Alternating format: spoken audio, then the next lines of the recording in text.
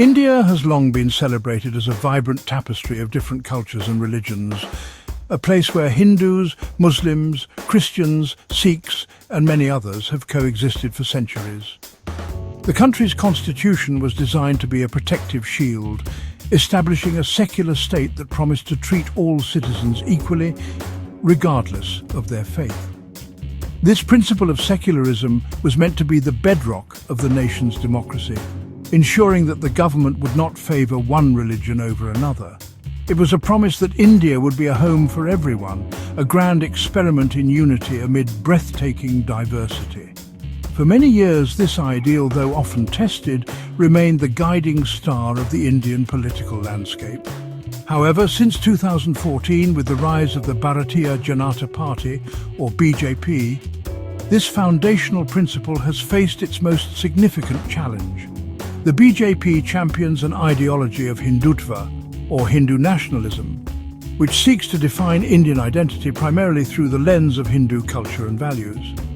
This represents a monumental shift away from the secular consensus of the past.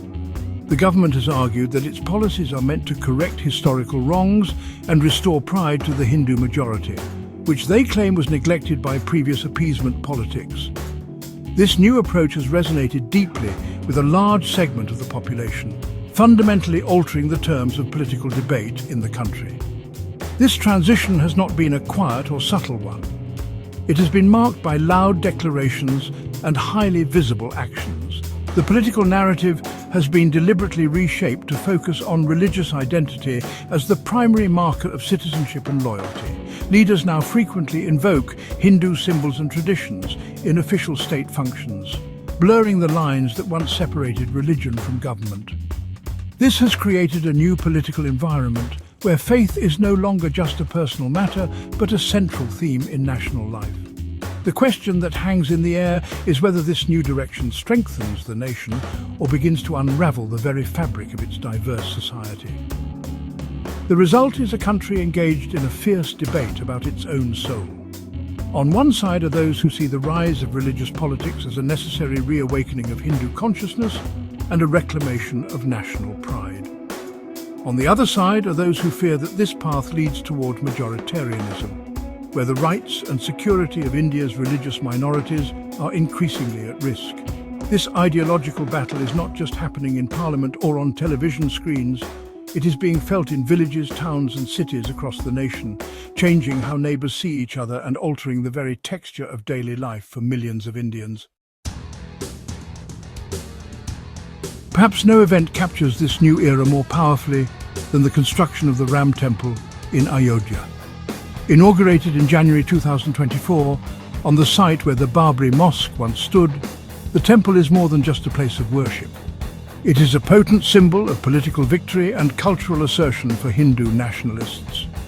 The mosque's demolition in 1992 by Hindu activists was a traumatic event in India's history, but the temple's construction, sanctioned by a 2019 Supreme Court verdict, was presented by the government as a moment of national glory.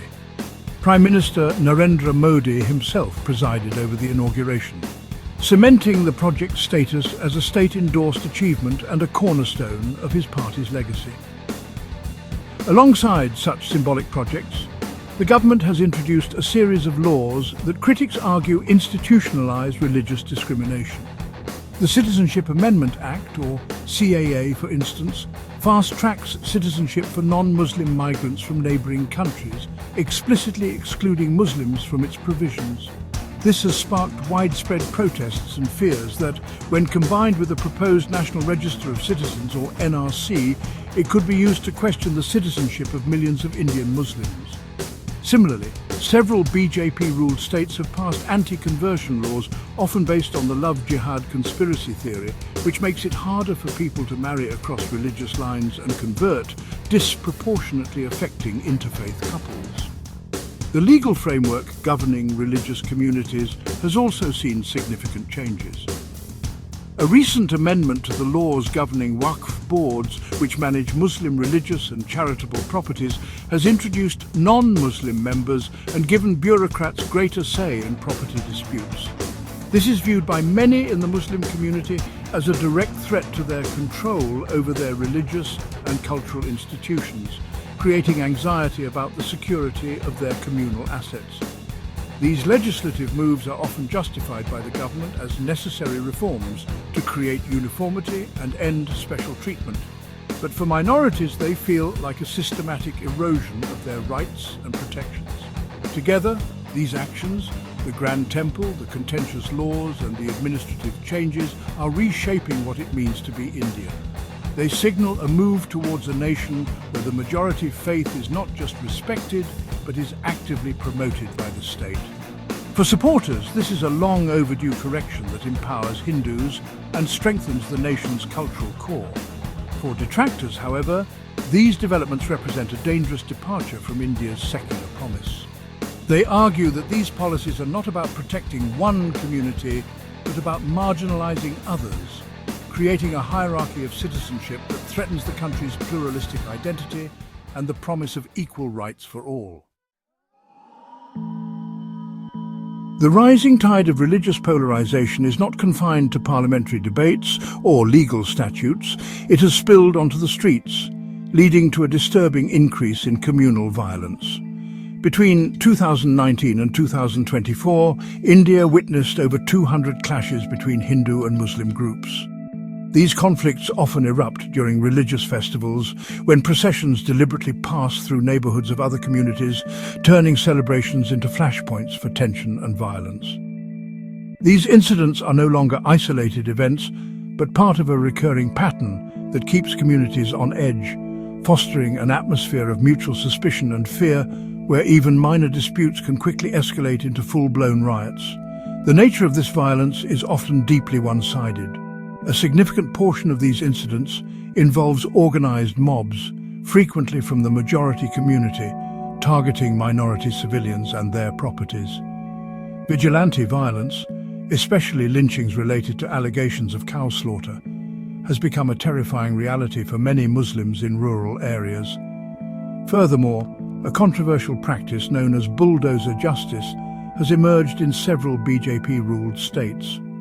Following communal clashes, authorities have used bulldozers to demolish the homes and businesses of Muslims accused of participating in the unrest, often without due process. This practice has been condemned by critics as a form of collective punishment designed to intimidate and disempower the minority community. The state's response to this violence has drawn sharp criticism. In many cases, law enforcement agencies are accused of being slow to act against perpetrators from the majority community, or in some instances of actively siding with them. The use of demolitions as a punitive measure has been questioned even by the judiciary, with one high court raising concerns about whether such actions could amount to ethnic cleansing. This perceived bias in law enforcement erodes trust in state institutions among minorities, leaving them feeling vulnerable and unprotected. The state, which is supposed to be a neutral arbiter, is increasingly seen as a participant in the communal conflict. The impact of this environment on daily life is profound. It creates invisible walls between communities that once lived together harmoniously. Simple interactions like buying groceries or sending children to school become fraught with anxiety. Economic boycotts against minority-owned businesses are openly called for, and social segregation deepens. This constant state of tension not only harms social cohesion, but also damages the country's economic and social development. When a significant portion of the population lives in fear, it is not just their rights that are compromised, but the stability and future prosperity of the entire nation. In this charged atmosphere, religion has become the most potent tool in the electoral playbook. Political parties, especially the BJP, have successfully harnessed religious sentiment to build a consolidated vote bank. Election campaigns are now frequently dominated by polarizing rhetoric that frames the contest as a battle between Hindus and Muslims.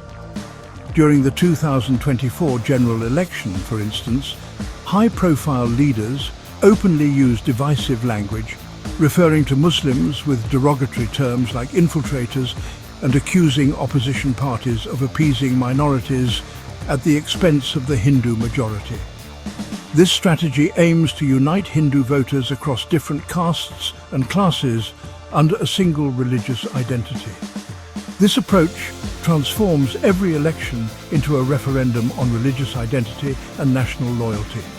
Issues like the construction of the Ram Temple or the abrogation of Article 370 in Jammu and Kashmir are not presented as mere policy decisions, but as historic victories for the Hindu community. This narrative is amplified by a friendly media ecosystem and relentless social media campaigns, ensuring that religious themes drown out other pressing issues like unemployment, inflation, and healthcare. By keeping the focus on identity politics, parties can distract from their performance on governance and rally voters based on emotional and religious appeals. The opposition parties are often left in a difficult position, struggling to counter this narrative without appearing anti-Hindu. Any defense of secularism or minority rights is quickly branded as appeasement politics, a label that has become politically toxic. This has forced many opposition leaders to adopt a softer version of religious politics themselves, visiting temples and displaying their own religious credentials to prove they are not hostile to the majority faith. This dynamic has shifted the entire political spectrum to the right, making it increasingly difficult to have a mainstream conversation about secular values and minority protections without facing a political backlash. Ultimately, the intertwining of religion and politics raises critical questions about the future of Indian democracy. While proponents argue that these changes are simply reflecting the will of the majority and correcting historical imbalances, critics warn that they are pushing India down a dangerous path. The strategy of using religious division to win elections may yield short-term political gains, but it inflicts long-term damage on the social fabric of the nation. It risks turning neighbours into adversaries and citizens into suspects based on their faith, fundamentally challenging the founding vision of an inclusive and united India where every individual has an equal place.